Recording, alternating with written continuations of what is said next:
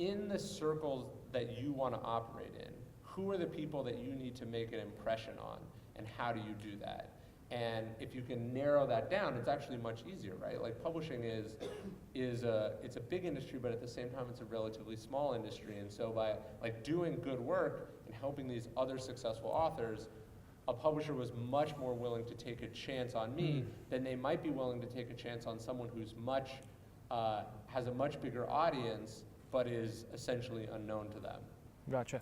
So, one of the speakers at our last event talked about picking 5 companies you might want to work for and just contacting those and kind of telling your story. Yeah. And it's tough these days to tell a story on 2 sheets of paper on a resume. So do you have any insights on maybe how they could share their story, whether it's a blog or a website? Yeah, I mean, that's something that I did very early on, which was like I would read blogs and I would follow people on social media that I liked or that I looked up to, and if I saw something that I thought would be interesting to them, I would email them. And I sort of built these very casual relationships where like we'd emailed a couple times, and then when I had something real, then it was possible for me to like escalate that relationship. So I just sort of, that's what networking is, right? Networking is not like going to a networking event and handing out a lot of business cards. It's about building connections, perhaps even just superficial connections in a very diverse way. And then when you actually have something that would be interesting to one of those people, you have a relationship to start with.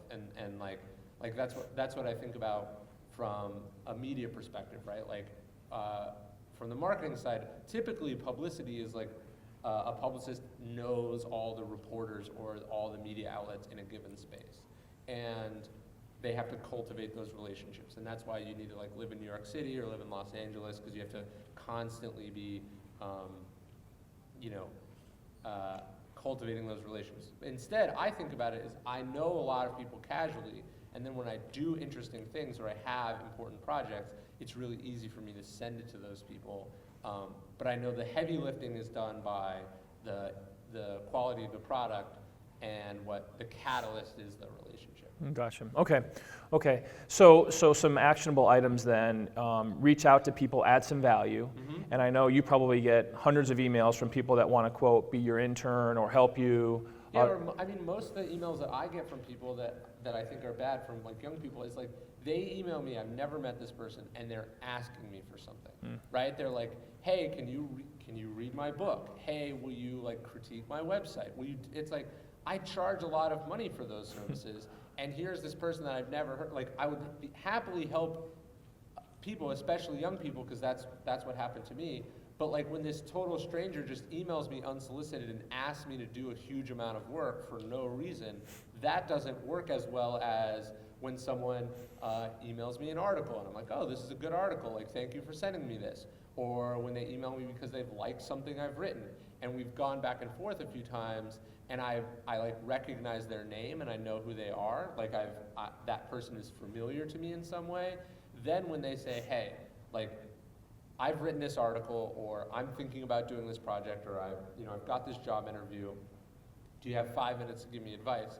That's much easier and much more actionable for me, and it feels like much less of an imposition for me or from them. In fact, it feels like nothing at all, and you get more out of people that way. Right, so give, right? Add value, Yeah. and then it's okay once you develop a relationship to maybe have an ask. Like I met Tucker because I interviewed him, like I wrote for the newspaper that I worked at in college, and I interviewed him for a story.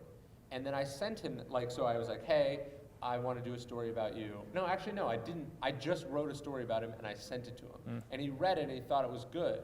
So it was, and then later after we'd emailed a few times and like developed a bit of a relationship, I was like, look, I don't have anything going on. I would be your intern for the summer. Like, is there anything, I'd be willing to do essentially anything.